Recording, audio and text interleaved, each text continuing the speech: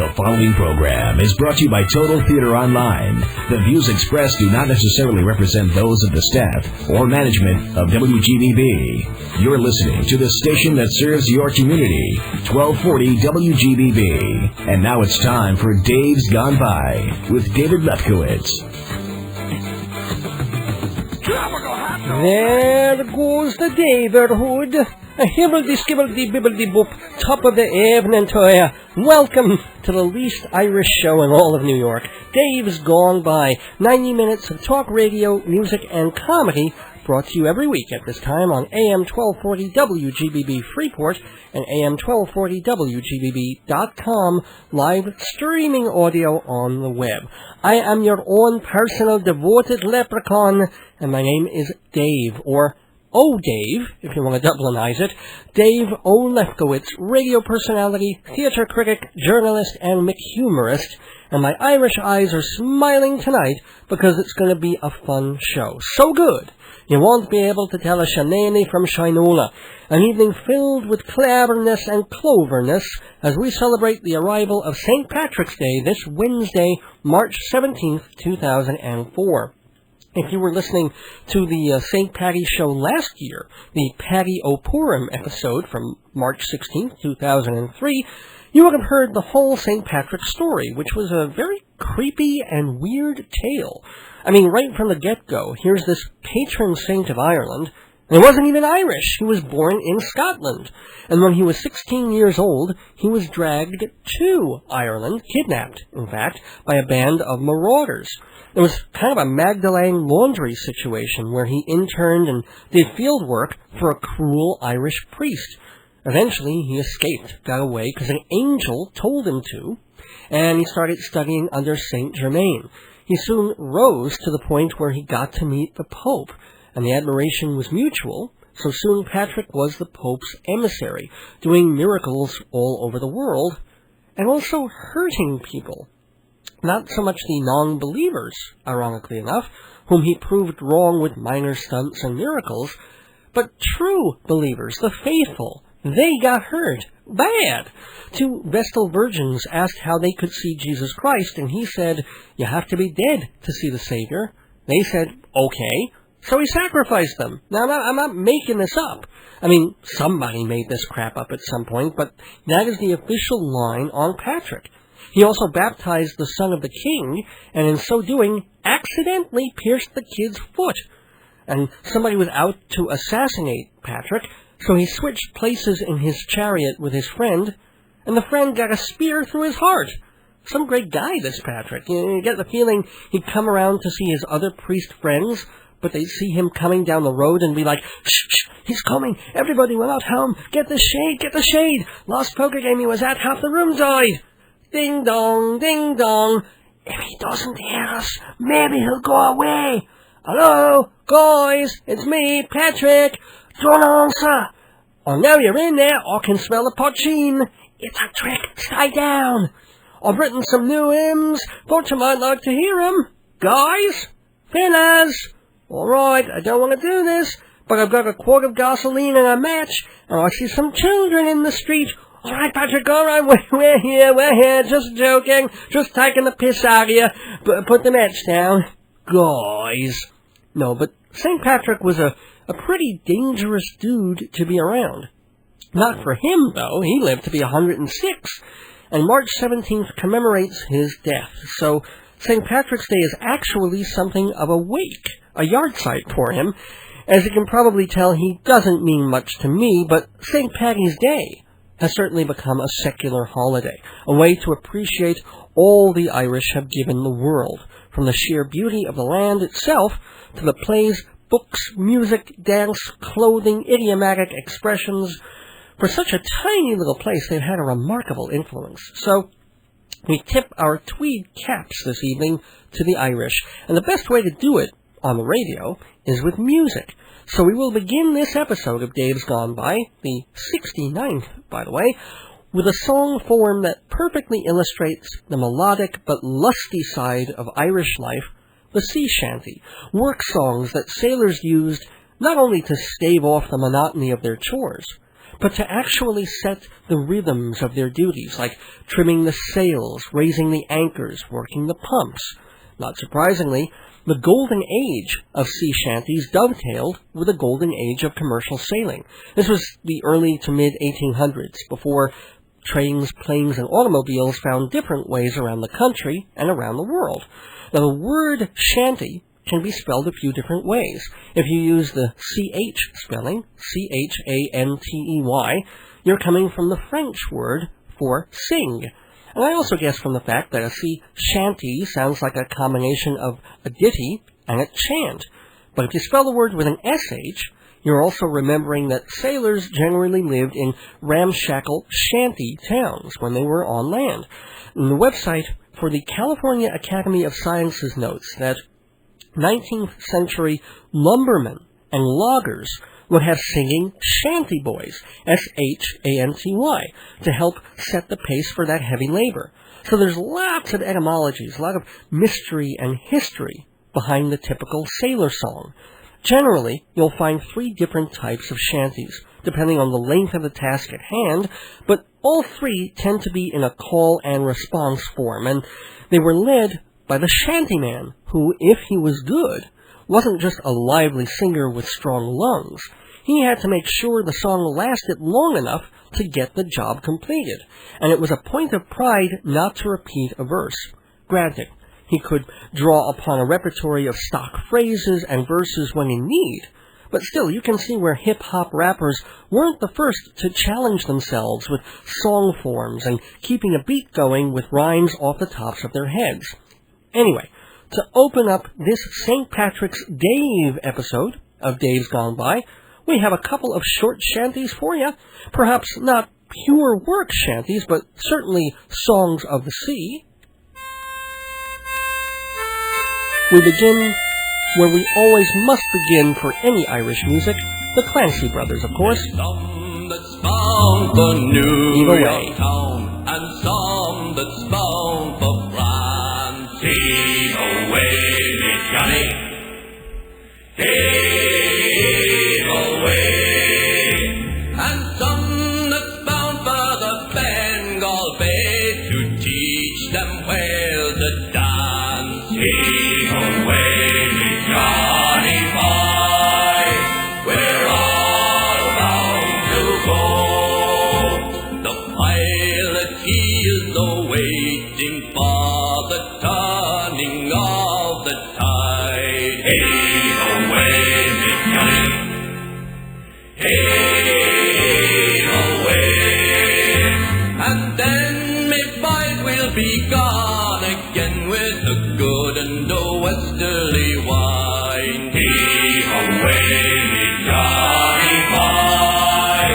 We're all bound to go. Come all you hard-working sailor lads who round the Cape of Storms. Heave away, Johnny. Heave away. Be sure your boots and oilskins or you'll wish you never was born. Heave away, Johnny boy. We're all bound to go. Farewell to you, you Kingston girls. Farewell, St. Andrew's Dock. Heave away, Johnny. Heave away.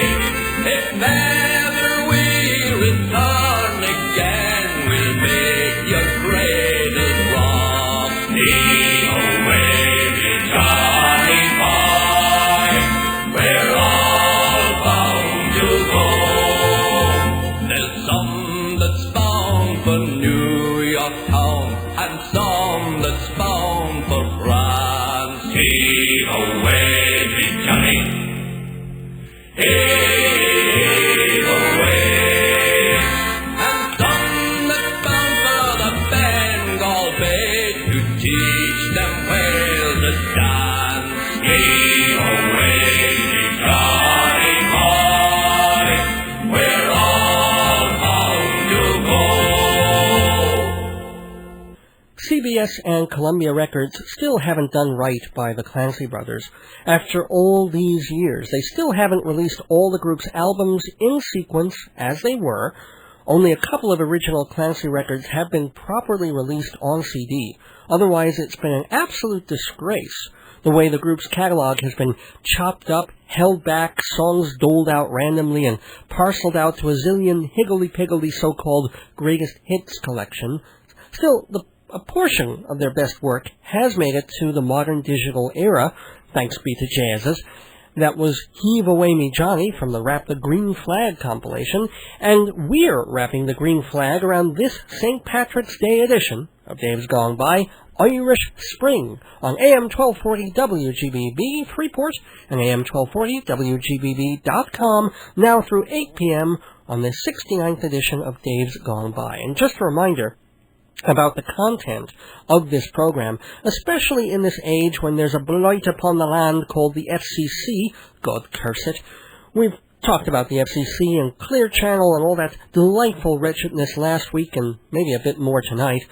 But for all my anti-censorship bias, I'm more than happy to let listeners know, as I have pretty much since this program went on the air, that the show is rated DGB-13. That's the Dave's Gone By equivalent of PG-13. We don't self-censor, we don't quake in our boots over naughty thoughts and the exercise of free speech, but I've always felt it's reasonable to warn people that some elements of the show might not be for all tastes and ages. Nothing scandalous or obscene, just a joke here or there, or an innuendo, or, heaven forbid, an idea that might make the wee ones wee and the elders flee, or vice versa. So being duly warned, happy Ides of March, happy almost St. Patrick's Day, and get ready to haul along the bowline with two more sea songs, the first by Marx Men and the second by, well, modesty forbids.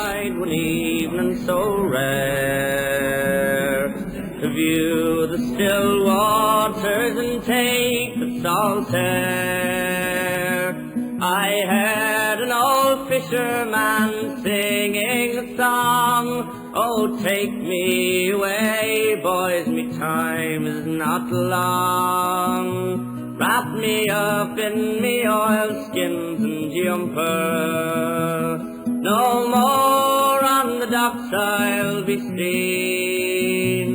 Just tell me, old shipmate, I'm taking a trip, mate, and I'll see you someday in Fiddler's Green. Oh, Fiddler's Green is a place I've heard tell, where the fishermen go if they don't go to hell, where the weather is fair and the dolphins do play, and the cold coast of Greenland is far, far away. Wrap me up in me oilskins and jumper. No more on the docks I'll be seen. Just tell me, old shipmate, I'm taking a trip, mate, and I'll see you someday in Fiddler's Green, where the sky's always clear and there's never a gale, and the fish jump on board with a swish of their tail, where you lie at your leisure, there's no work to do, and the skipper's below making tea for the crew. Wrap me up in me oilskins and jumper. No more on the docks I'll be seen.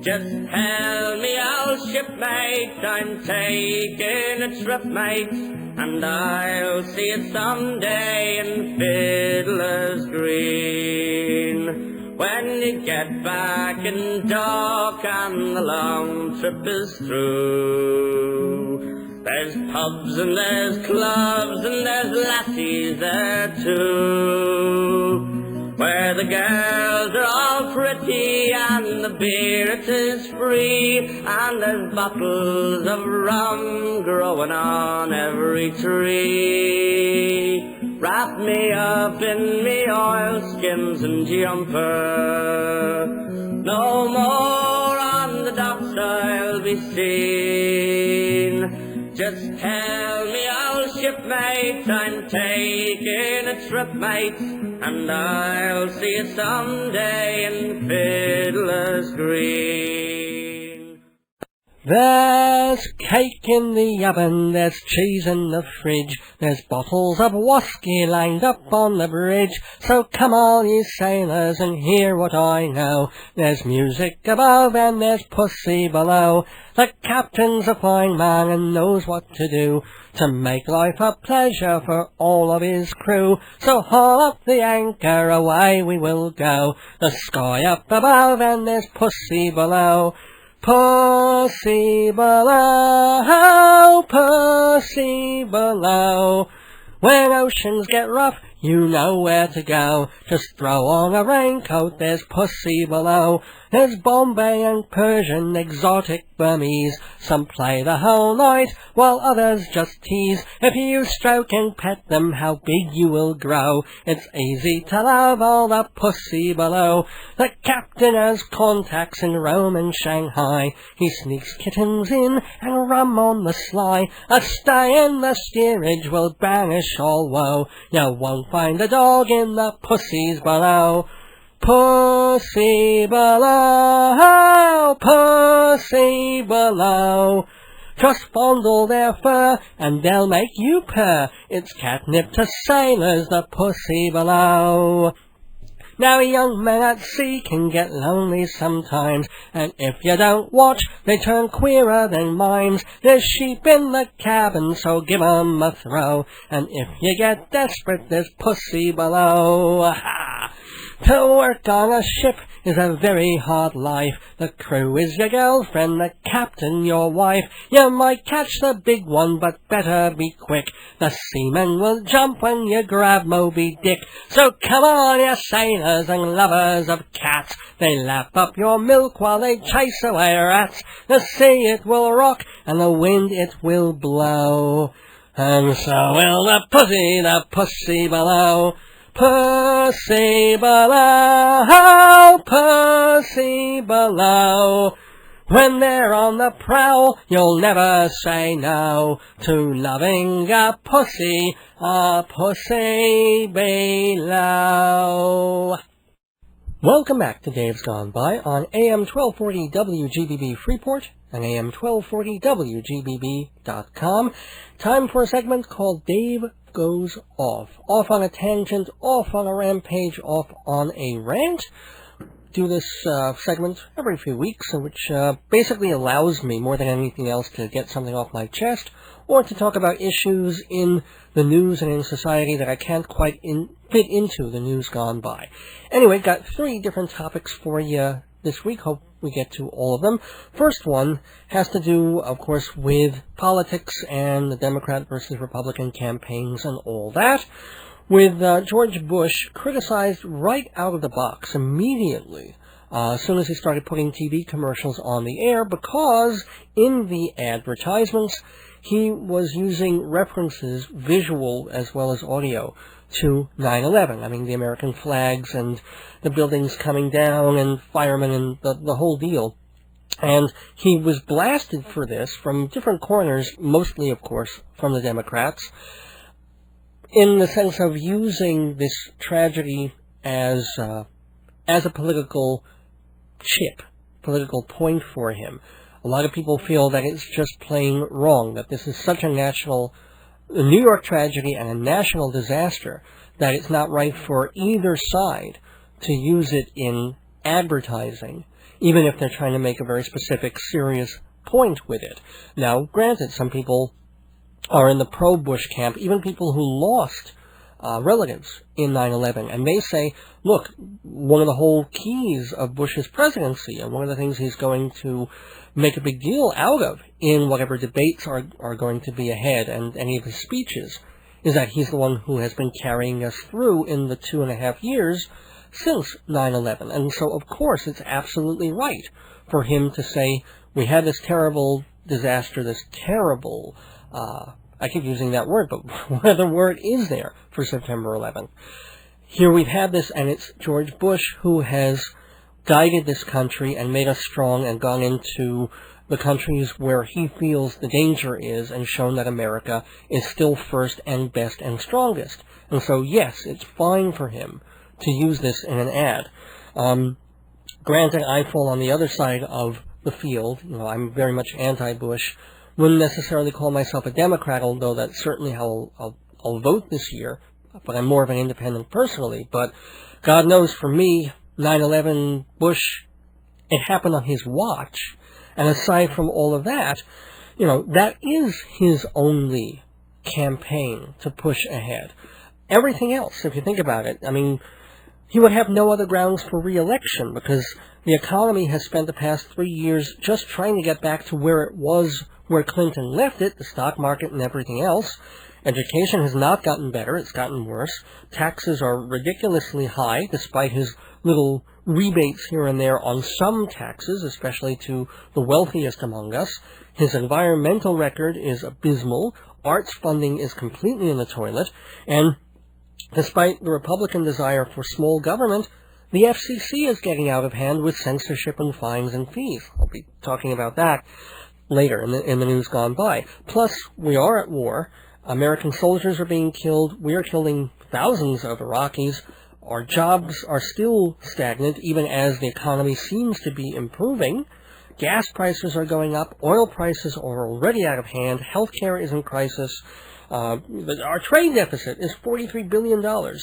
And all George Bush has to offer us is national security. If he took that off the table, his TV commercial would be 5 seconds long. So that is his issue, and I guess he does have a right to use it. I mean, I don't know what LBJ did when he ran for his term, but I imagine in there was something about he held America together after its worst tragedy since the assassination of Abraham Lincoln. So, I don't know, I'm as much as I hate Bush, I think it's fair for him to use those ads. Would love to know what you think. Write to me at davesgoneby@aol.com. But we're not done with this segment of Dave Goes Off, because I have a couple of other things I want to discuss. Something that makes me almost as angry as George Bush. Not quite, but Newsday picked up on a story from Houston that sports reporter Chris Ragg is leaving Houston to join the Channel 2 news team in New York. That's perfectly fine, except he's replacing someone who's been at Channel 2 for 22 years and been on New York TV and in New York sports for, I think, about 4 decades now. I'm talking about Warner Wolf, who is the grand old age of 66 years old. Heaven forbid. 66. Which means, you know, forget it. In television terms, he's a complete dinosaur.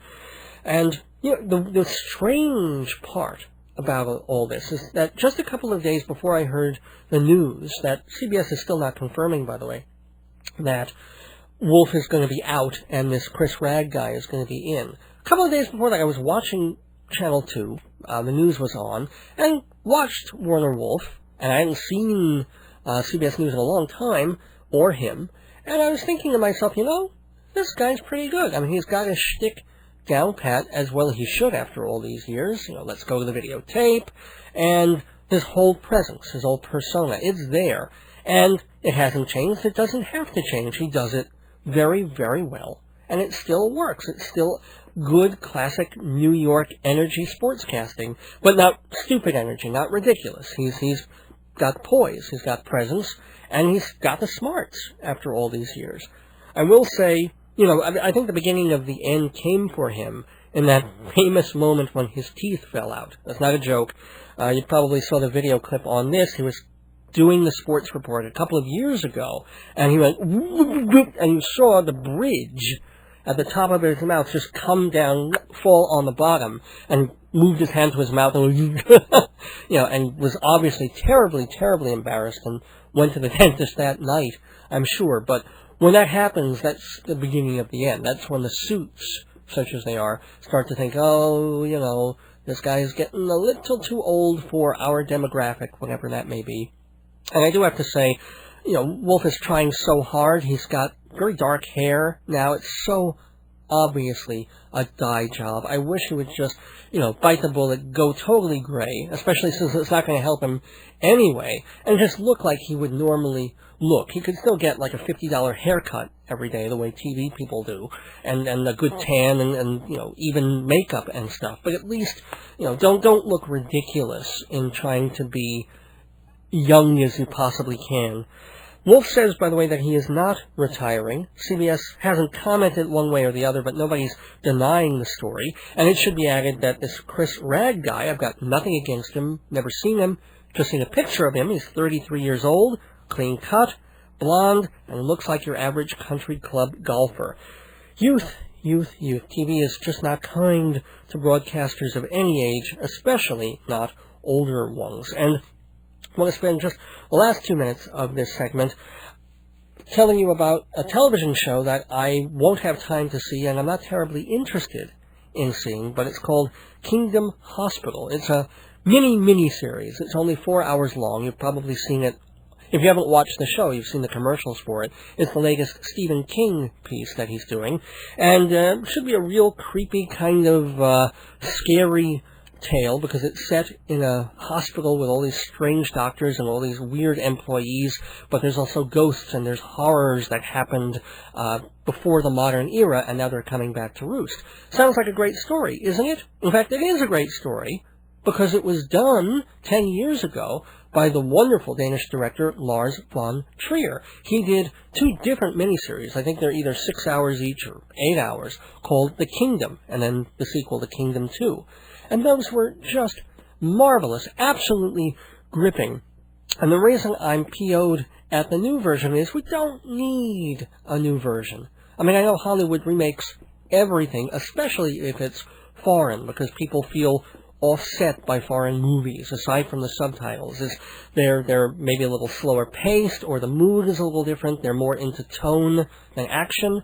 But this was a made-for-TV miniseries by Lars von Trier, and it moves, and it's for television, so there's lots of close-ups, and the characters are very clear, and it works, and it's funny, and it's terrifying sometimes, and it's got mixes of soap opera and absurdist comedy.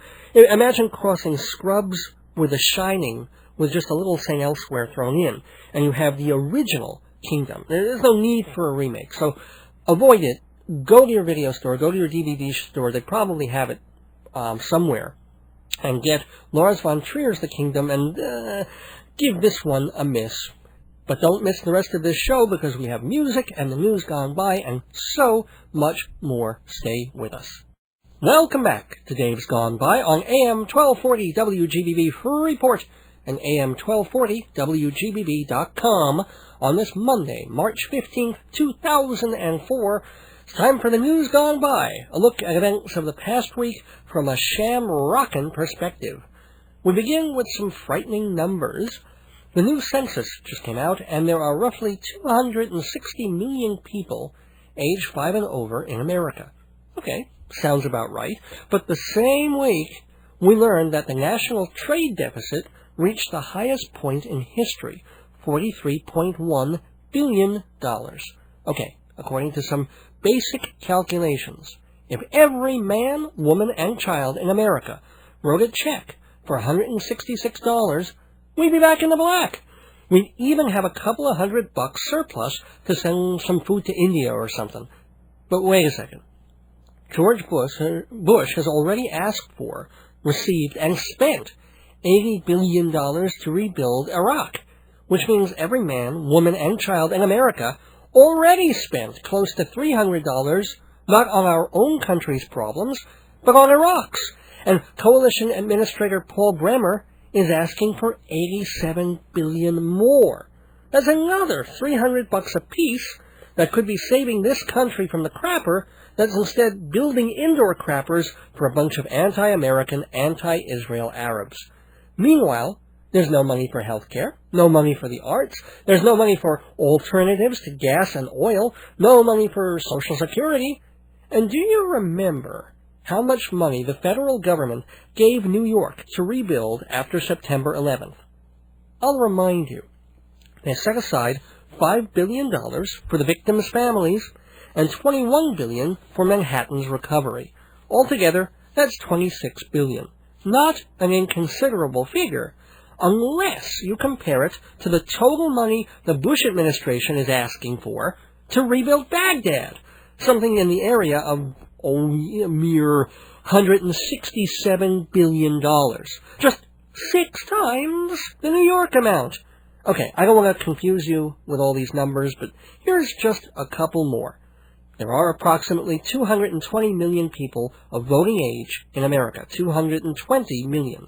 If, say, 219 million of them vote against George Bush in 2004, even if Bush's brother still runs Florida, even if black people are disqualified for being black, even if the hanging Chad problem hasn't been fixed, by my estimation, the Democrats could still win by at least 50 votes.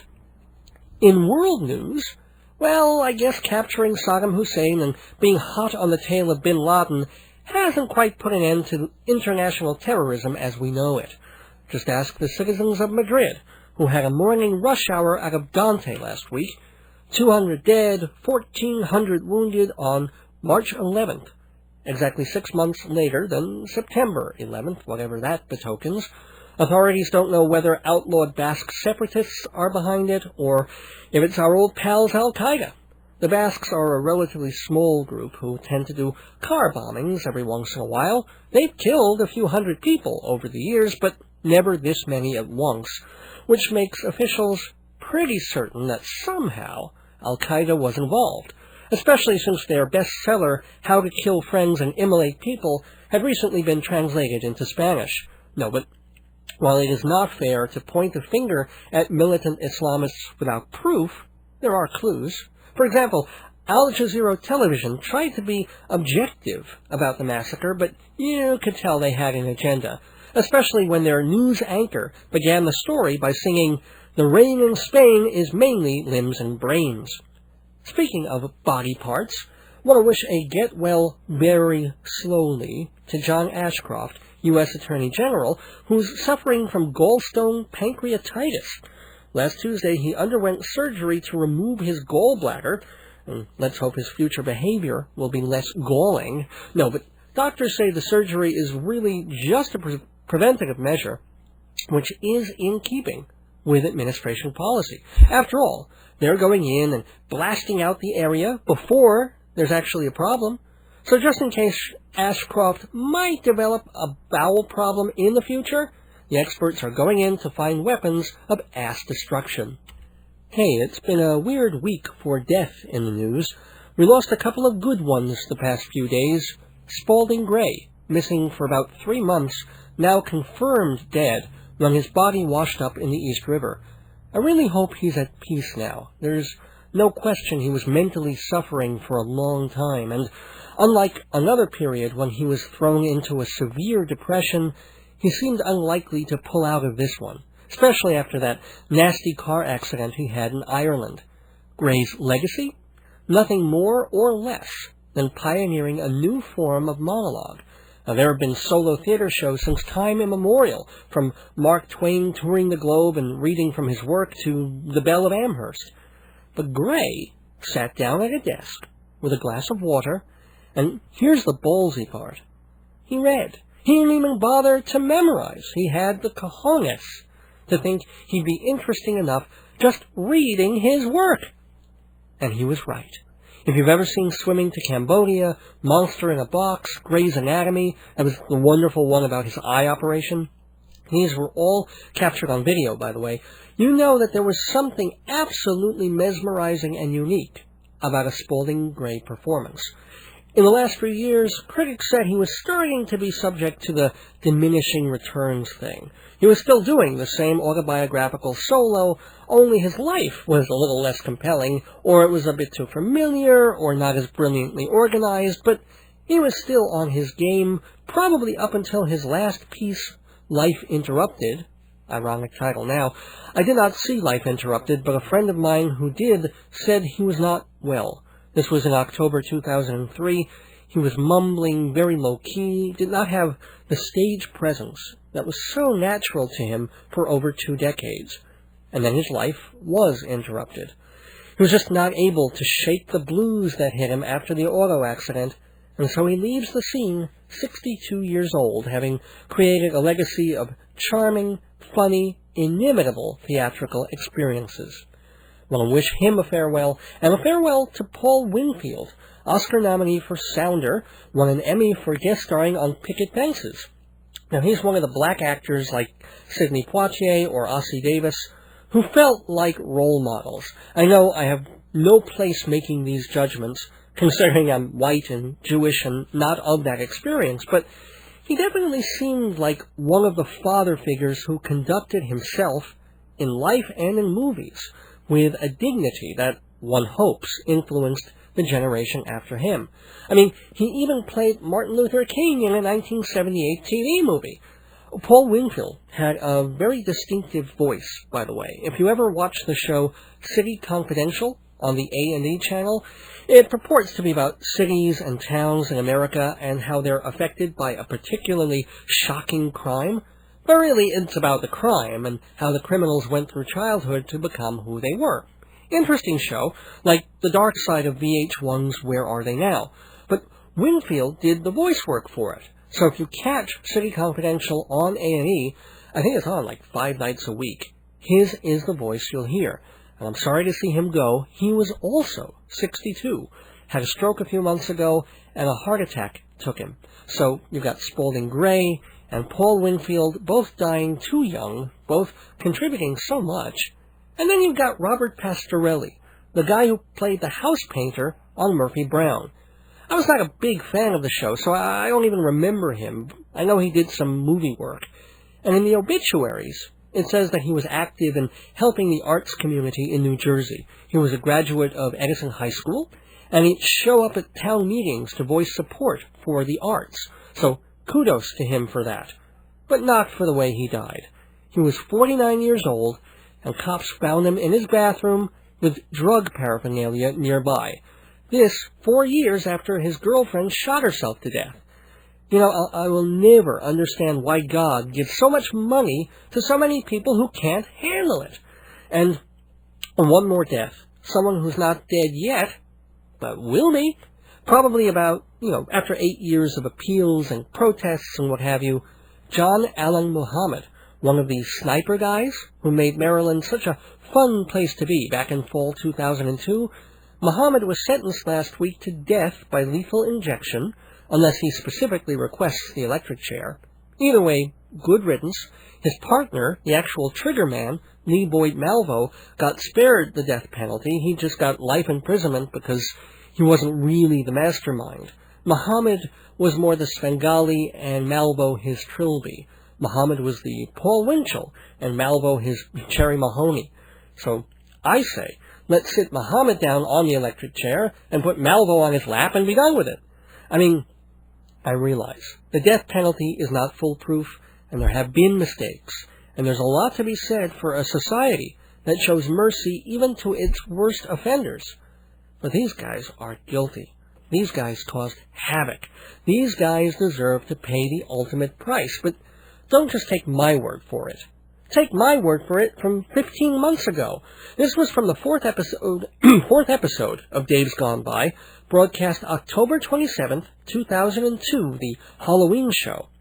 It was the week when Muhammad and Malvo were first caught and arrested. At the time, I was on late night and followed a program called Entertainment Long Island, with Don Lewis hosting a show that was basically interviews and live music from an in-studio band. That night, I asked the band to stay late and accompany me on a little ditty I'd just written to mark the occasion. So here's me and Eddie Hugg and the Moonshiners, good group of guys, celebrating the capture of the Beltway snipers with, of all things, a lullaby.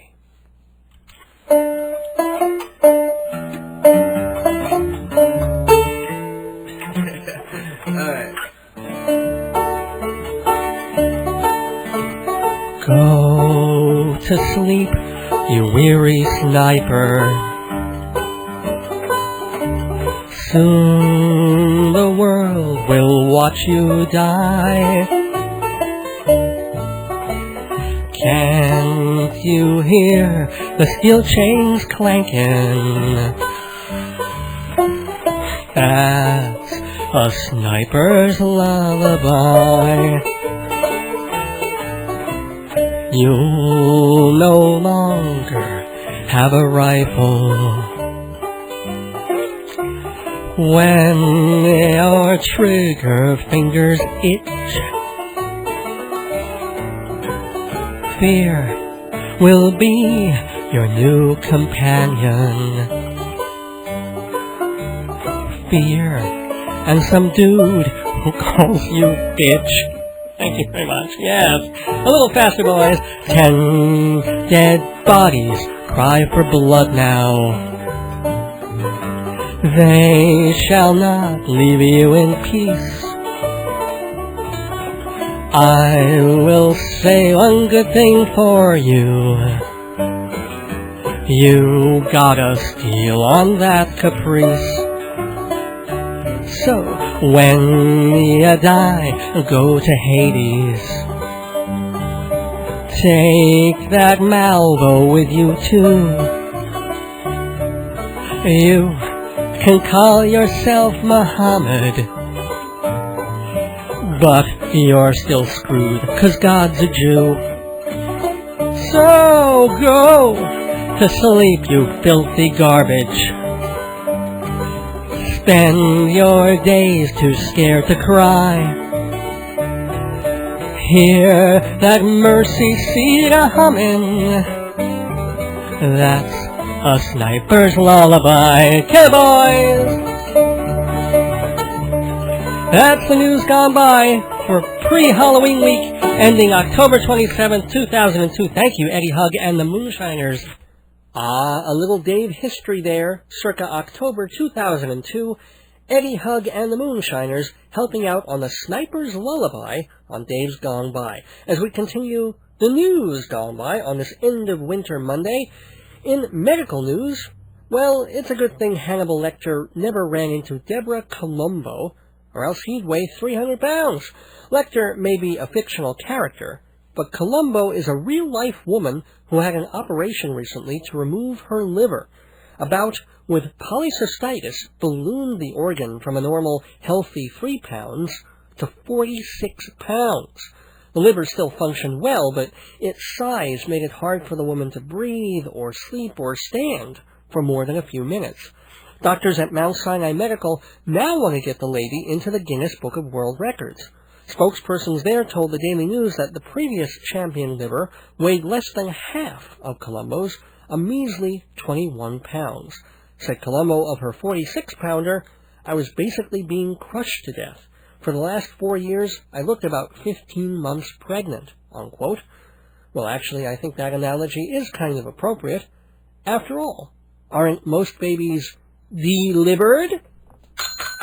Yes! Yes! Shit, Magora, yes!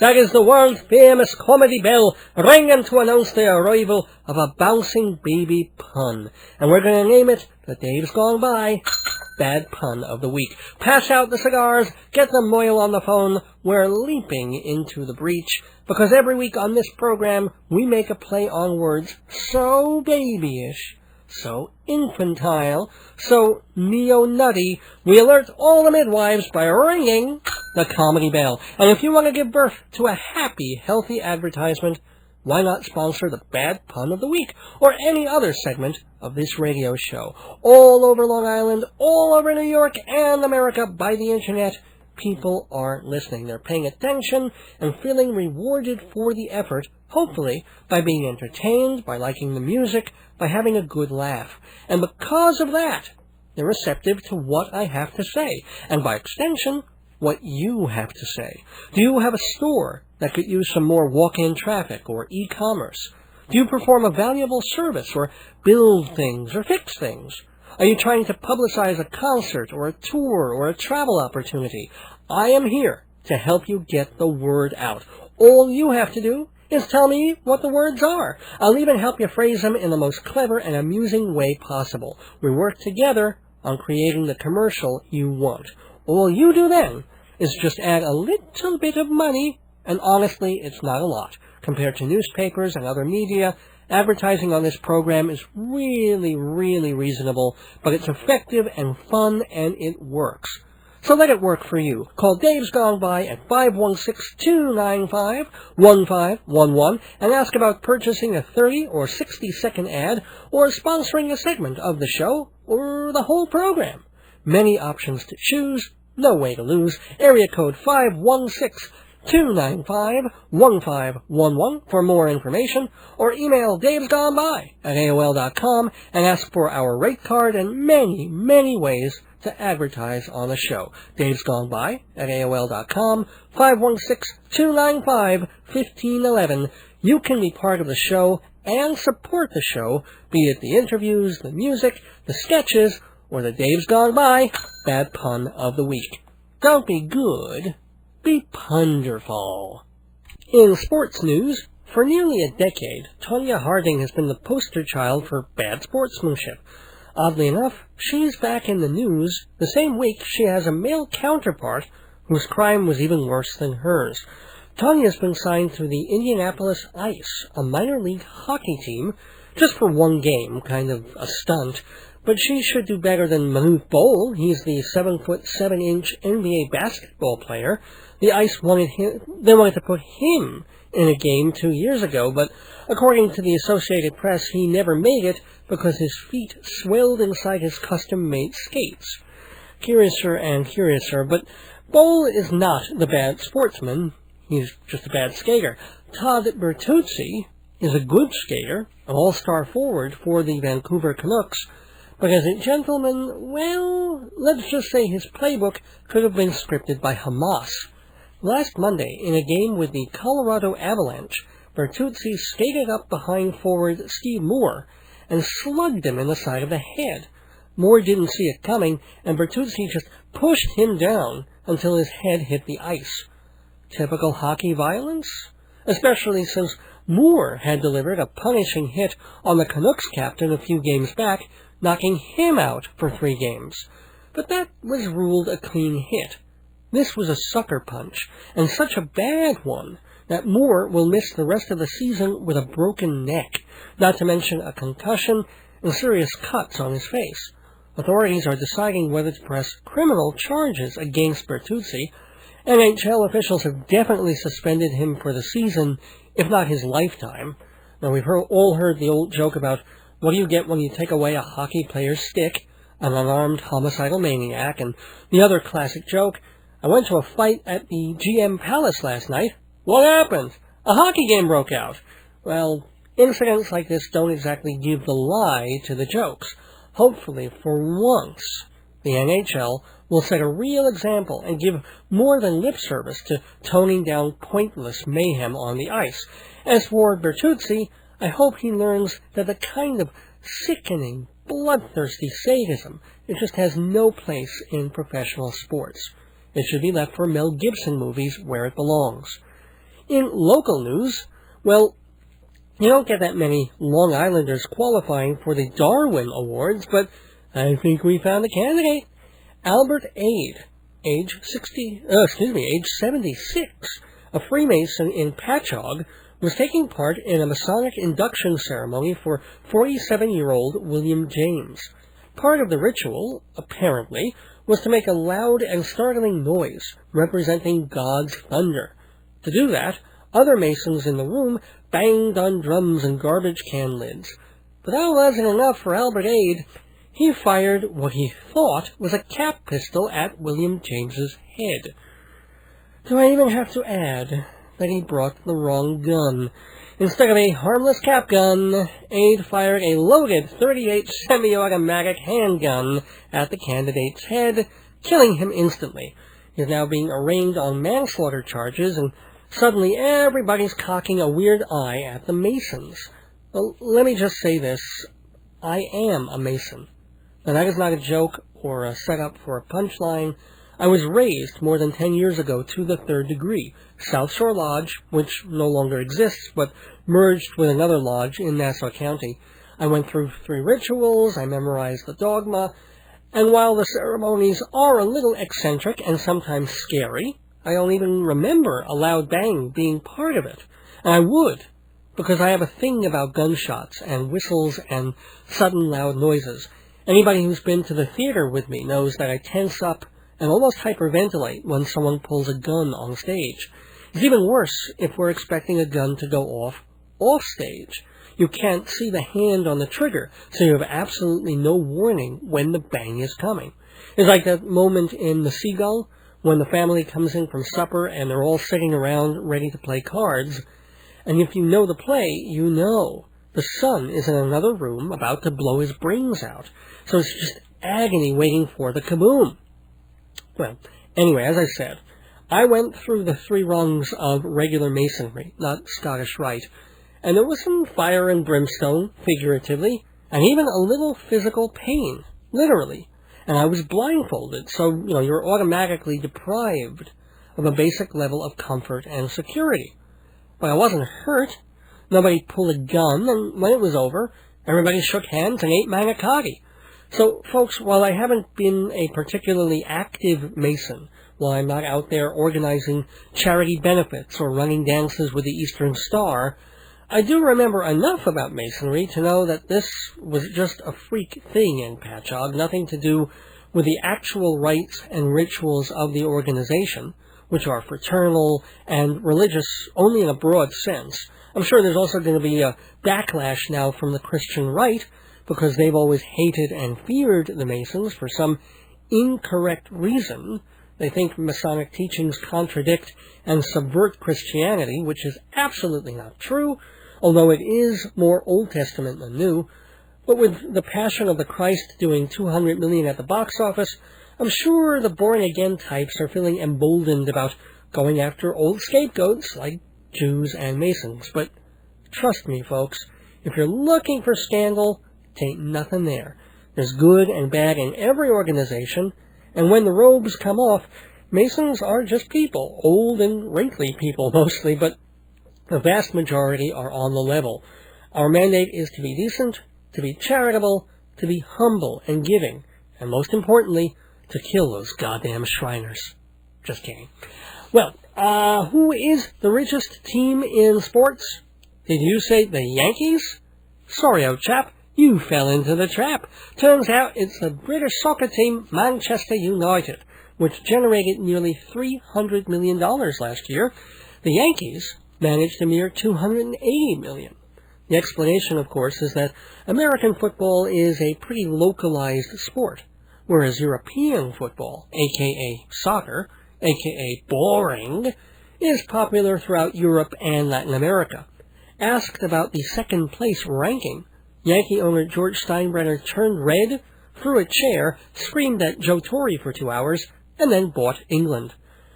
Okay, time for a creepy story. A gross-out one. Always seems to be 1 or 2 news-gone-by stories that just push the limits of sicko behavior.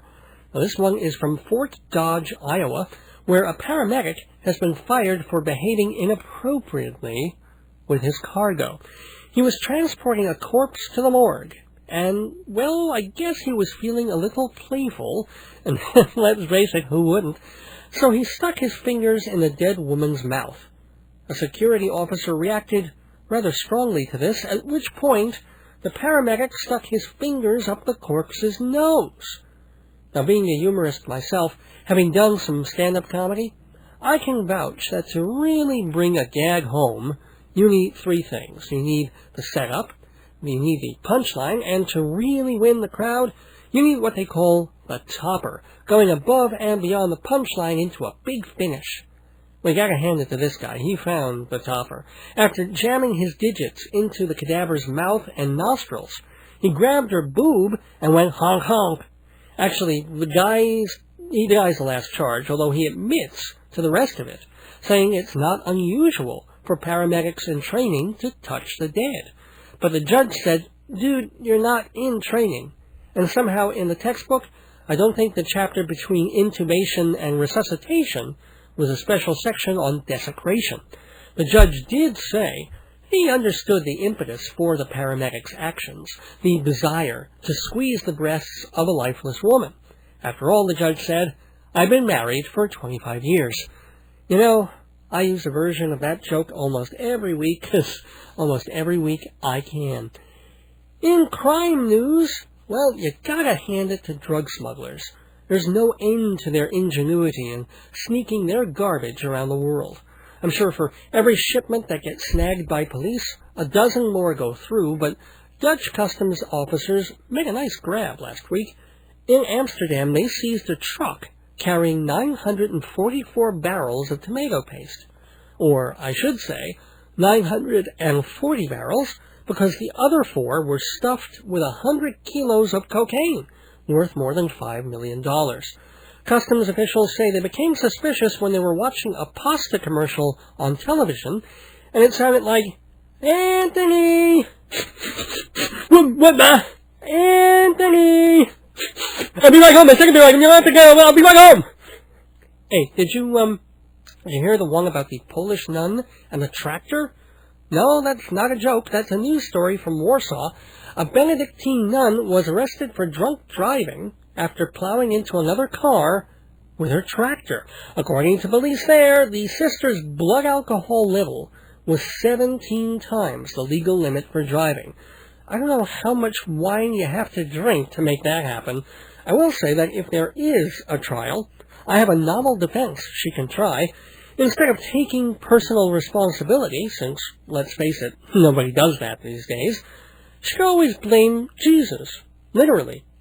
She could say it was holy wine, and because she believes in transubstantiation, she had more of Jesus' blood in her body than her own. Come to think of it, maybe Michael Jackson had something planned with his Jesus juice that we never thought of. Finally, in entertainment news, well, if Helen of Troy was the face that launched 1,000 ships, Janet Jackson is the breast that launched 1,000 finds. I guess the House of Representatives isn't busy enough with such minor problems as the floundering economy, massive deficit, and wartime terror alert, so they've approved a new tier of penalties for broadcasters who break the rules of decency.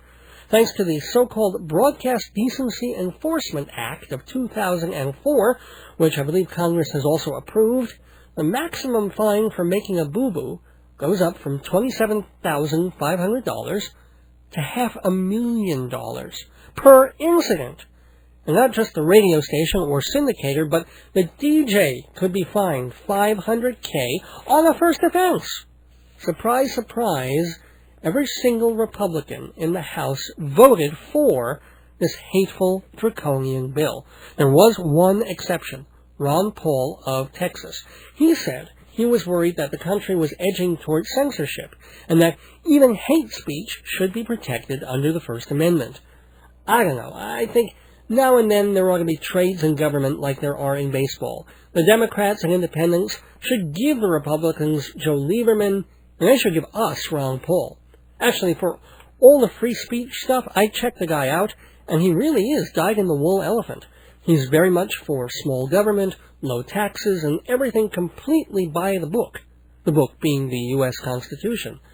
And I guess us semi-liberal northern types always expect Republicans to be prudish and smug and oppressive and suppressive.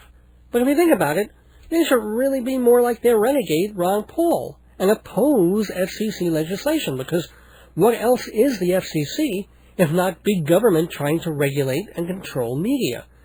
And yet, when it comes to the arts and anything fun, it's always the Republicans trying to slam the door with rules and penalties, and the Democrats trying to wedge the door open a crack with constitutional reminders and common sense.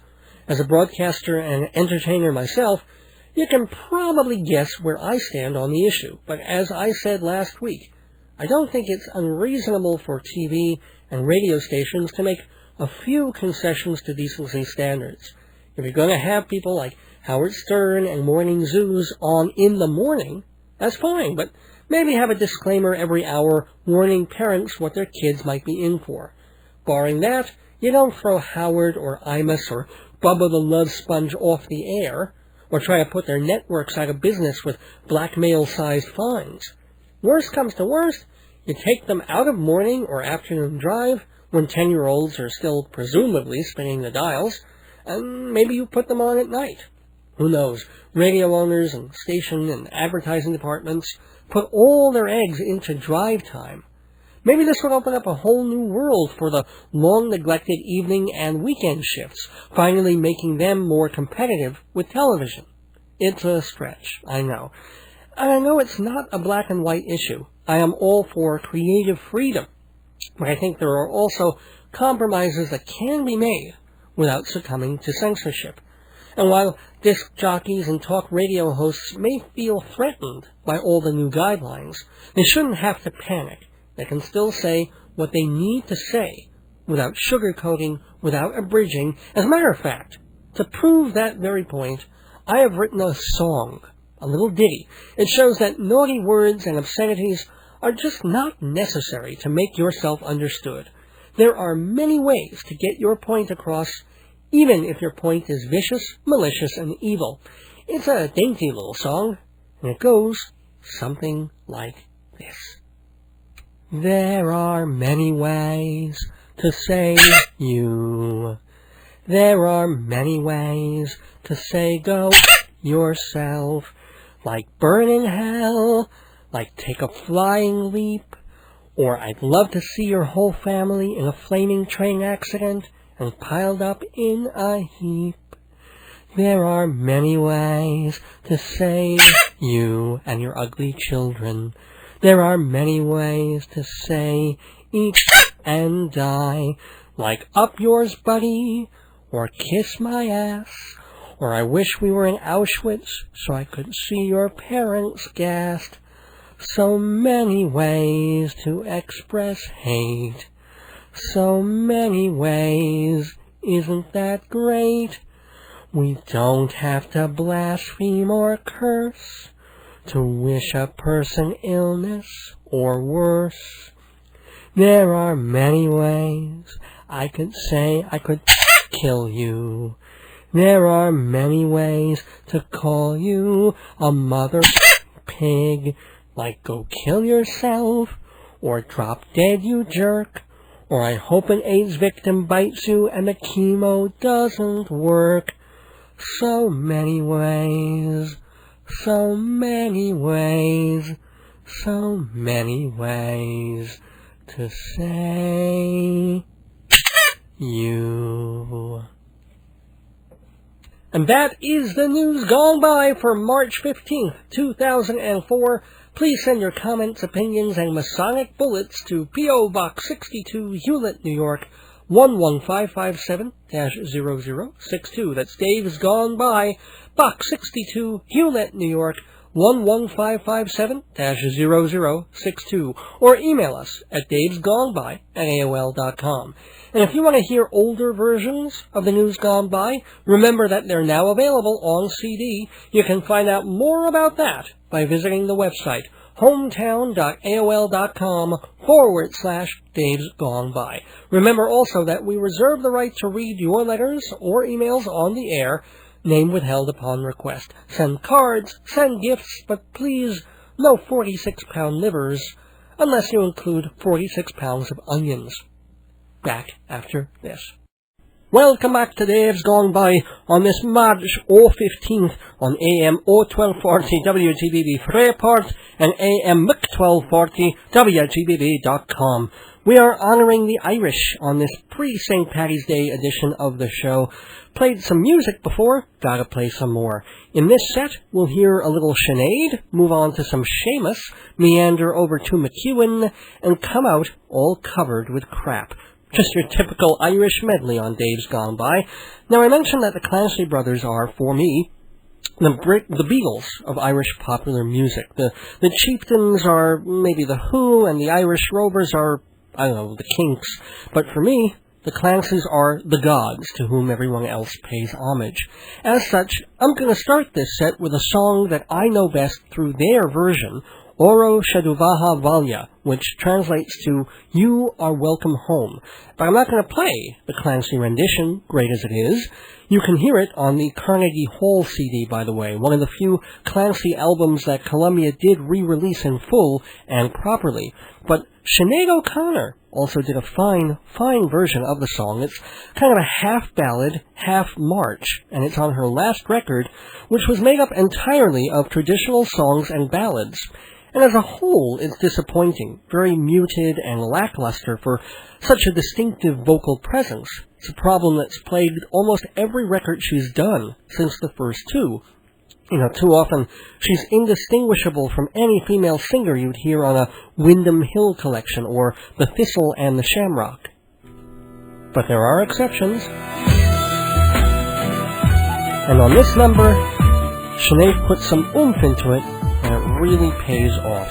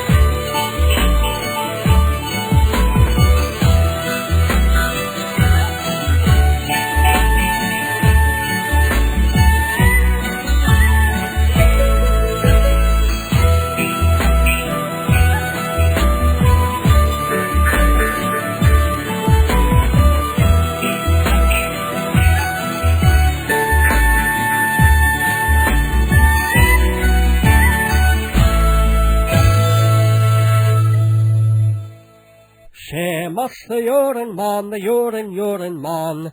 There's a shop in Dublin town, you should stop and look around. You'll find candy, toys and smokes, and a gentle Irish bloke. Seamus, the urine man. Though he is a fine old soul, his bladder he cannot control. So lift your nose and sniff the air, you'll smell something mighty queer. Seamus, the urine man. When old Seamus takes a whiz, he'll stand and whiz wherever he is. Seamus, the urine man. Seamus is a merry fellow, splashing in his pool of yellow. Never does he take a break. He'll make and make and make and make and make and make. Seamus, the urine man. He's guaranteed to amuse. Stand too close and soak your shoes. Seamus, the urine man. When old Seamus eats an egg, yolk starts running down his leg. He don't care for fame or money, long as he's all warm and runny. They call him Yellow Fellow, quite a stink. Seamus the urine man, best to back away a little, else you'll get a spray of piddle. He gets wetter than the navy, shouting out his bladder gravy. Seamus the urine man, every night he prays to Jesus to renew his enuresis. He lies down to rest his head, and wakes up in a water bed. Seamus the urine man, Seamus the urine man, urine man.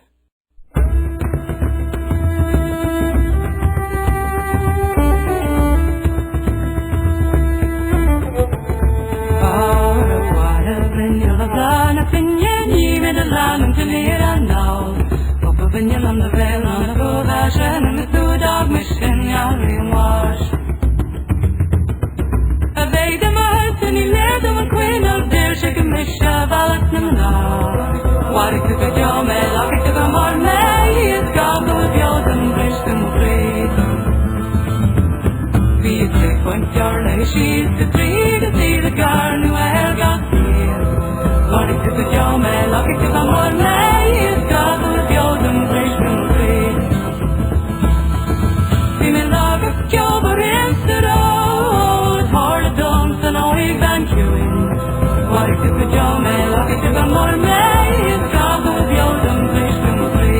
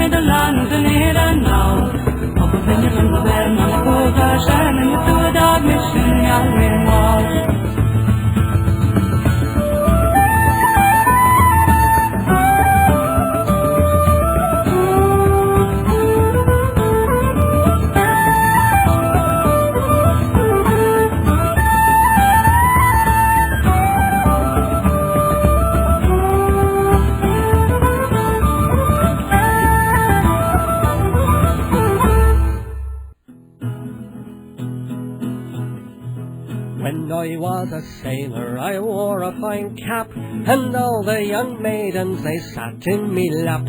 But then they jump up and they leave with a slap, 'cause me pants and me undies were covered with crap. Covered with crap, covered with crap. Oh, bring me a dish towel, I'm covered with crap. I went to the doctor, he gave me a salve, but that only worsened the ailment I have. Me bowels keep churning all night and all day, to drive all the people of Dublin away. Away they would say, their arms they would flap, from the stink and the stench of me covered with crap. Covered with crap, covered with crap. I cannot wear white 'cause I'm covered with crap. I called up the daughter of old Mrs. Cloyne, and over the phone, well, she liked me just fine. I hoped that I'd soon get a taste of vagine, but alas, I had to take her out to dine. We entered the restaurant without a mishap, and greeted the maitre d', quite a nice chap. But soon he said, "You there, you'll not eat a scrap. You'll get us closed down 'cause you're covered with crap." Covered with crap, covered with crap. Each smear brings a tear when you're covered with crap. Take it!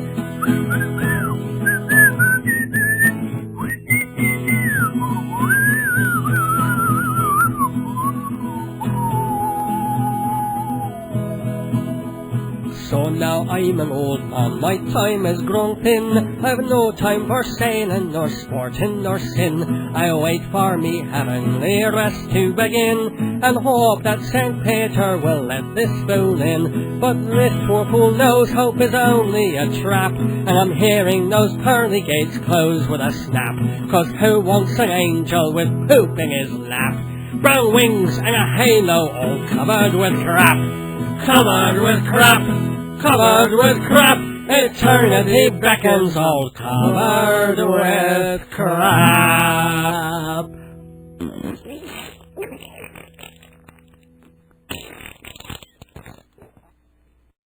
Wah, skibbledy-hubbledy-hoy, 1,000 welcomes back to Dave's Gone By on this Monday before spring, an Irish spring, as we've been hearing all evening, including the music of the last set, which included Sinead O'Connor from the Sean Nosnua album, Susan McKeown from the Brushes and Briars disc, can never pronounce that right, and that bouncy little number we heard was actually a song of unrequited heartbreak.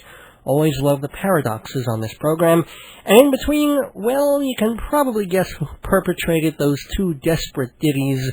So send your complaints to Dave's Gone By, P.O. Box 62, Hewlett, New York, 11557-0062, or email davesgoneby@aol.com. That is the email for all your questions and queries, though some of them may be answered on our website, hometown.aol.com/Dave's Gone By. You'll even see the lyrics of a couple of the songs that were on the show tonight there. And hey, if you need printing done, photocopies, business cards, wedding invitations, personalized stationery, promotional gifts, I could go on and on, but I don't have to.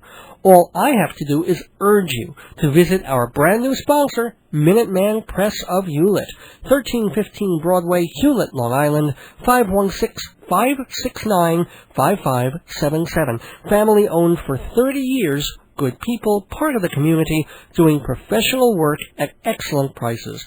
And our proud new sponsor, Minuteman Press of Hewlett. Yeah! Check them out on the web at hewlett.minutemanpress.com. Leave off the last I I gotta work on that one, but do tell them that you heard about their service on this show, and they will give you a little break. Plus, of course, it shows them that advertising on this program brings business, creates buzz, and opens all sorts of doors for new customers. Just as it's done for the Tandoor Grill, just as it's done for Performing Arts Insider magazine, and just as it can do for you. Spring is here. People are out again, they're shopping, they're traveling, they're fixing things up, and they are listening to this show. So please, there has never been a better time to sign on and advertise. 516-295-1511 is the number for all the information, or email davesgoneby@aol.com, and we'll show you just how easy and inexpensive and enjoyable it can be to be part of this program. 516-295-1511. You help yourself and you support Dave's Gone By, which you can also do by purchasing some of our groovy merchandise. And I can say groovy because once you turn 40, everything's retro hip. So visit the website hometown.aol.com/Dave's Gone By and find out how you can get CD copies of the show or buy my funny book, if I do say so myself, Marriage, Babies, and the End of the World, makes a great Passover or Easter gift. It's all at the website hometown.aol.com/Dave's Gone By. And even if you don't buy anything, just drop me an email to let me know, let the station know that you're there, you're having a good time, and you'll tune in next week and every week to Dave's Gone By. What's on tap for next week? No idea, but it's a safe bet it'll involve comedy, talk, and music, just as it always does. So tune in next Monday, March 22nd, for the 70th edition of Dave's Gone By. Septuagenarian, amazing. Until then, don't miss your days going by. This is Dave Lefkowitz. Good night. Schlan liet.